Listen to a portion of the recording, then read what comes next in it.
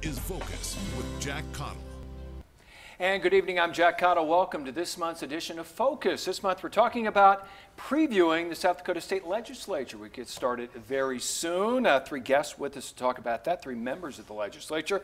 Representative Larry Rhoden from Union Center. He is a Republican from District 29. He is one of the majority whips in the House. Senator Phil Jensen, a Republican from Rapid City in District 33. And Representative Shawn Bordeaux from Mission. He is from District 26A. And again, the state legislature gets started, 93rd session gets started on Tuesday. And we're going to start with you first, Larry, looking ahead to this year. What is the big issue that you see is going to be pushing the legislature this time around? Well, you know, every year it takes on its own complexion. Obviously, you know, I'll tell you more in a couple weeks when we start hitting deadlines and after we see what bills have introduced. Right off the bat, we're dealing with a budget shortfall. I think we're roughly $20 million short of what we estimated. That doesn't mean that we took in less money than we did last year, but when we built the budget last year, our projections were $20 million higher than they should have been.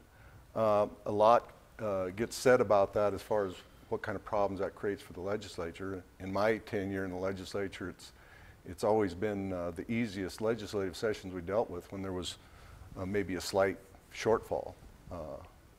Because $20 million is a lot of money, but in the scheme of things, it's a relatively small cut. So, you know, the governor's already presented a balanced budget. We move forward with that, work through the next 40 days of legislative session, tweaking that and determining our own spending priorities as a legislature and making tweaks to the governor's budget. And that's the way it typically plays out. The one issue that is coming up that will be high on our radar immediately is dealing with non-meandered waters. We had a special session. That issue came up last year. Last summer, we dealt with it through the interim. I served on an interim committee to come up with legislation. We had a special session and adopted that legislation, and I was pretty excited about that. I thought we'd come up with a good solution. However, it did get amended. It had a sunset provision that would say that it expired in 2021. The Senate amended that sunset provision to 2018. So it expires this year in the absence of any action. So we'll have to deal with that immediately to get that sunset removed or extended back to the original bill. So those are just a couple things. Obviously, there'll be probably 400 other issues in a few more weeks. Senator Phil Jensen, as you look ahead, what are the priorities for the legislature starting next Tuesday? Well, Jack, as legislators, I feel we owe it to our constituents to reduce rules and regulations to every degree that we can. This is in keeping with President Trump's, one of his priorities, which was to do the same thing at the federal level. And do you see a connection between President Trump's and what is going on here in South Dakota? What you need to do in the legislature? Well, anything we can do to reduce onerous rules and regulations that free up the free market and free up businesses to do what they do best and get rid of rules and regulations, I think would be extremely helpful to the business climate in South Dakota. And Representative Shawn Bordeaux, as you look ahead to this year's session, what are the priorities as you look at it coming in? Well, I look at health care for South Dakotans. I know we've talked a lot about Medicaid and expansion. And in one of our last meetings that we had at State Tribal Relations Committee here in Rapid City during December, we were approached as a committee to see if we could hold off on trying to auction off the Star Academy and see if maybe the tribes of South Dakota can work with the state and the federal government, maybe Susan and maybe even the counties, and look at other ways of trying to address utilizing that facility and maybe using it as a meth clinic. I think those ideas of bringing different entities together is long overdue. I've been looking at a lot of the other states, Washington, Oregon. Many of these states have agreements with their tribes where they're maybe a few years or decades ahead of us in their how they work and how they manage and how they just collaborate.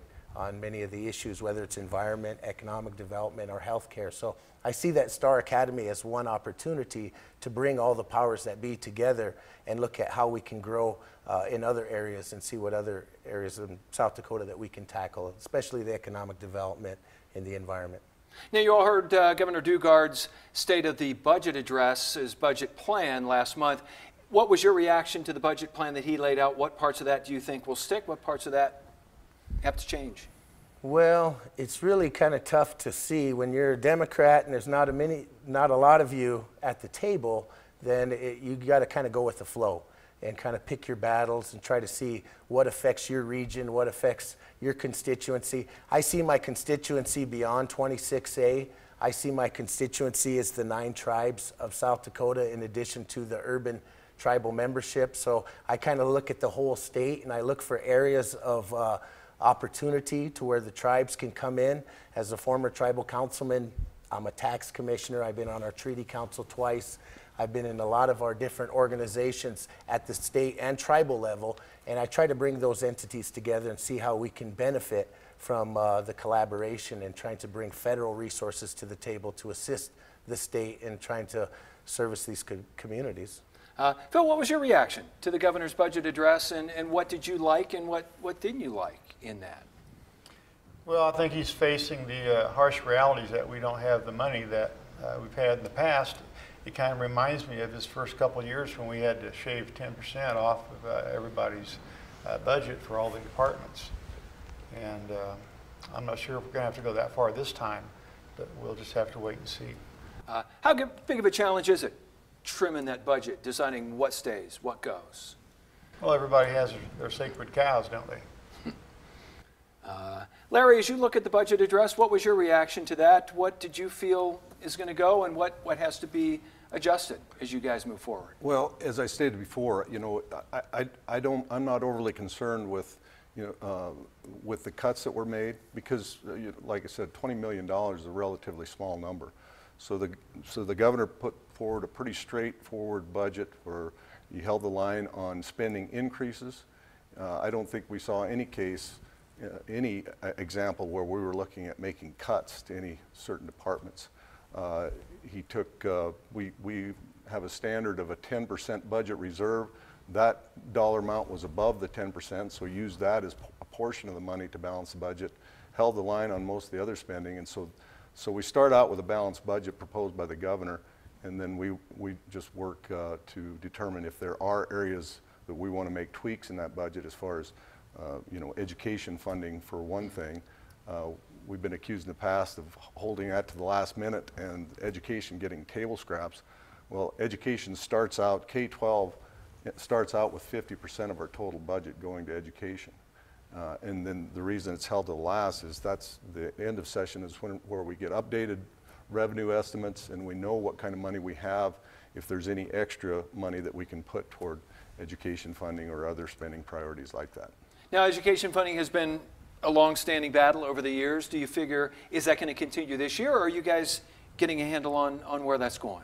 Well, I believe, last year was my first year back in the legislature. I'd been gone for 2 years, but during that 2 years, Dugard passed, the legislature passed a huge spending increase, funding increase to education to bring teacher salaries up. We all recall that. So there was it was just year before last, there was a huge increase in funding to education dedicated to teacher salaries. So I think that's kind of, in my view, that's taken a lot of the pressure off. They aren't in the critical situation that they were 2 years ago as far as education funding. And so I think that'll help relieve some of the pressure from the education funding standpoint. Phil, what's your look at? As you look at education funding, where do we sit here in South Dakota? Well, I'd like to see us get education savings accounts established. I think, you take the number of students that we have and divide it into the budget, and you're looking at about $14,000 per student. And $9,000 of that is federal money. So if you even took, well, that would leave you with $6,000. If you even took $1,000 and made education savings accounts available to students who were in school districts that had 80% fail ratio as far as mathematics and English and science, then you would be able to provide an opportunity for some students who could finally escape from a failing school district. All right, we got to take a quick break. Shawn, we'll hear from you on education funding when we come back with this month's edition of Focus. I'm Jack Caudill. Welcome back to this month's edition of Focus, previewing this year's session of the South Dakota State Legislature. Representative Shawn Bordeaux is a Democrat from Mission, and talking about education funding. As you look at it, where do we sit as far as funding education here in the state? Well, as we talked about in the last session before we went to break, a couple years ago we dealt with this issue, and we did our best as legislators to try to raise the amount of money that teachers in South Dakota get. And I feel a little perturbed by that because after the shakeup, I think there was 80 positions that were moved from the interior of South Dakota and were moved to Rapid City and Sioux Falls. Now, I understand sometimes you have to juggle those things around, but 41 of those positions came from Todd County School District, my school district, which has some of the worst scores in the state. And so I don't really feel like sometimes the way that things shake out in the end that we come out in a positive. And so I think we need to look at education and back up a little bit and take a look at how we're doing it right now. I think we have this program that we're going to visit tomorrow. The State Tribal Relations is going to take a look at an alternative school that the governor funded a couple of years ago with the Native American Student Achievement group that he came out with. And I think that we need to look at different types of funding methods that are maybe out there still on the table, federal dollars. Let's look at the tribes and try to see if there's a way to work together and bring more money to the table. But I think as a whole, we're not doing education right. We're not leaving our kids so that they're ready to go off into the world. I think we got to take a look at education and kind of redo it. And so anything we can do to reestablish it and kind of look at it and to break it down in a way that it's better serving us, because I think that we are falling short in our efforts to provide education to our students. I think there's a lot better job we could do. Now, all three of you represent pretty different types of areas. Shawn, you represent a lot of tribal area down there. What are the issues you feel, as far as tribal members, that are pertinent in the legislature this year? Well, I think there's a lot of issues that relate to the social economic conditions. Growing up in an impoverished community, I think 7 of the 11 poorest counties in the United States are in reservation communities in South Dakota. I think we can do a better job of collaborating with the tribal leadership and trying to figure out what resources and ideas they have and bring them to the state. I don't see this is my 4th year in office, and as a former tribal council member, I'm familiar with how the tribe works, but I don't see them at the state level participating in government the way that they actively should. So I'm going to try to be that conduit and see if I can bring more of the tribal folks to the table and see if the state can look at what they can do for the tribe and see what resources are on the table that are still out there. I look at other states like Choctaw, in Oklahoma, Chickasaw, and Cherokee all have larger economies than the state of Oklahoma. And when you have 3, Cheyenne River, Standing Rock, Rosebud, and Pine Ridge, 4 of the largest land-based tribes out west, it would seem like we can bring in a lot more money. So I think that we still have to do some work together with the different entities to figure out what resources are out there, but I think there's a lot more money on the table. If the tribes and the state would get on the same side and tug a war with Washington, D.C. and pull federal resources into South Dakota, we'll all be better for it. Now, Senator Phil Jensen, a Republican out of Rapid City, you have more of an urban constituency. As you talk to them, what are the issues that they see want to be done in the legislature? Well, of course, lower taxes, smaller government, limited government. But I also am getting feedback from folks that are concerned about all the cover-up regarding Gear Up and associated funding that was supposed to go toward helping Native American children. I have a daughter who's a member of the Rosebud tribe, and we've homeschooled her for the last 6 years. But she has relatives who are involved in this whole situation, And we have tried through the Tribal Relations Committee to get a motion passed that would require us, that would allow us to subpoena certain individuals, including previous secretaries of education, and find out where $50 to $150 million in Gear Up and related Gear Up money disappeared to. It's just evaporated, according to Professor Marshall Damgard from USD. All right. Representative Larry Rhoden, a Republican from Union Center, you have more of a rural ag area up there. As far as the agriculture community, what's important to them coming up in Pierre? Well, I think what's good for where ag goes, so goes the state of South Dakota. Ag is king in South Dakota, so it's obviously our #1 industry by a long ways. But from my perspective, I look at the legislature. That's what's good for Union Center is good for the state. And just from personal perspective of, I believe it's woven into the fabric of South Dakota, the conservative values. And so I look to, just kind of the general view on the litmus test for legislation. Does it represent limited government? Does it, are we protecting our individual rights at the same time recognizing that with rights and liberties comes a great deal of personal responsibility? And I think that's a lot of times what's left out of the equation when we look at bills and legislation and principles.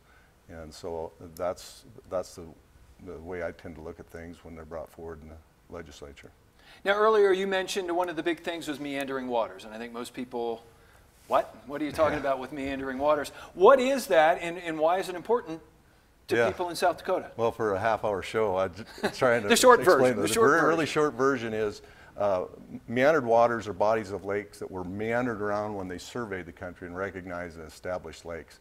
What came about in the 90s was as these prairie potholes filled up, the land was owned by private property owners. They're called non-meandered bodies of water, became big fisheries. The sportsmen had the right at that time to access those waters. There's been a couple of Supreme Court decisions. The last one stated that just because waters belong to the people of the state doesn't mean that they have the right to access them, and it's up to the legislature to decide whether they have access to the waters and the parameters. We had a special session, came up with a bill that I thought was a pretty elegant solution that honored the privilege of recreation and still honored property rights to the people that owned the land underneath those publicly held waters. So that's what we're going to deal with in session to extend that and give it a chance to continue to work as well as it has. I will say at this point, of the 500,000 plus acres of non-meandered waters in the state, 99.6% of those have remained open to public access fishing. I think that's a huge picture of success for a piece of legislation. Phil, where do you see that going in Pierre this year? Non-meandered waters? Yeah. That's not really an issue that affects my constituents to that degree. I've got a friend from church who has land out in, East River, and that's a ranch that they've had for years and years, and he does not want the government, GFMP, telling him what he can and can't do with his own land. So he's got an issue with that, and I certainly understand that. Now, Shawn, you were talking about it earlier before we went on. You said that is an issue with the people you represent. Right. I'm chairman of the board for our tribal land enterprise, and one of the lakes that was listed is Dog Ear Lake in Tripp County, and I believe we own 2/3 of the area around the lake. So for me, I think the issue is just getting tribes to the table. I don't really have an issue with meandering water as the bill was so much as just to say I believe that tribes should be brought into the discussion and hear their concerns and any objections and take that into consideration. I did get some calls from people I know in Sisseton who said that they have some issues up there, and they mentioned that one of the state lakes, I believe, was even within the tribal boundaries. So the tribe was taking care of the lake there, as well as stocking it with fish, and it seemed like, you know, there was a good opportunity there to bring the tribe as an example, to say here's a tribe that's working with the state and game fish and parks, and use that to kind of look at how we could settle some model legislation. All right, we got to take another break, and we'll continue this when we come back with this month's edition of Focus. I'm Jack Caudill. Welcome back to this month's edition of Focus, previewing this year's session, the 93rd session of the South Dakota State Legislature.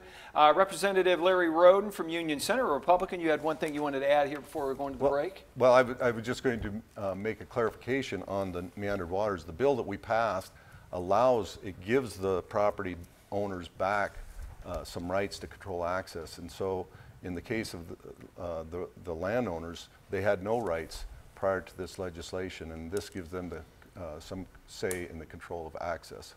Now, last year, the repeal of Initiated Measure 22 got national attention. Is there anything that looks like it's going to be on the docket this year that's going to be controversial and bring that kind of attention again? Well, you know, we visit about that a little bit. I've not seen anything, but I wouldn't be surprised. You know, we had interim committees dealing with some of the fallout from IM-22 last year. Obviously, we passed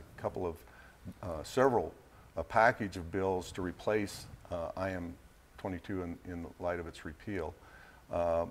It very well is possible that we'd see legislation trying to take some of the thunder away from the next initiated measure that changes the Constitution and really makes it difficult for us to make any kind of adjustments or fix anything that's been done. So yeah, very possible. We'll have to wait and see. Now, Senator Phil Jensen, Republican from Rapid City, do you see anything really standing out this year as something that's going to draw a lot of talk, a lot of attention in Pierre? Well, we aren't going to be dealing with the bathroom bill this year because this governor won't sign any legislation that clarifies that. So it'll be under a new governor when that bill comes back. So I am looking at bringing a bill that would require public schools to clarify and publicize what their policy is regarding transgenders in bathrooms. All right, Representative Shawn Bordeaux, Democrat from Mission. As you look ahead, do you see anything that's going to draw a lot of attention this year? Well, I think those issues that we talked about will all be prevalent, but myself, I think I'm going to bring a couple bills that I brought every year. One's a tax bill. I think we have 200 plus agreements in 18 states. I think there's only one tribe out of the 9 tribes in South Dakota that don't have a tax agreement.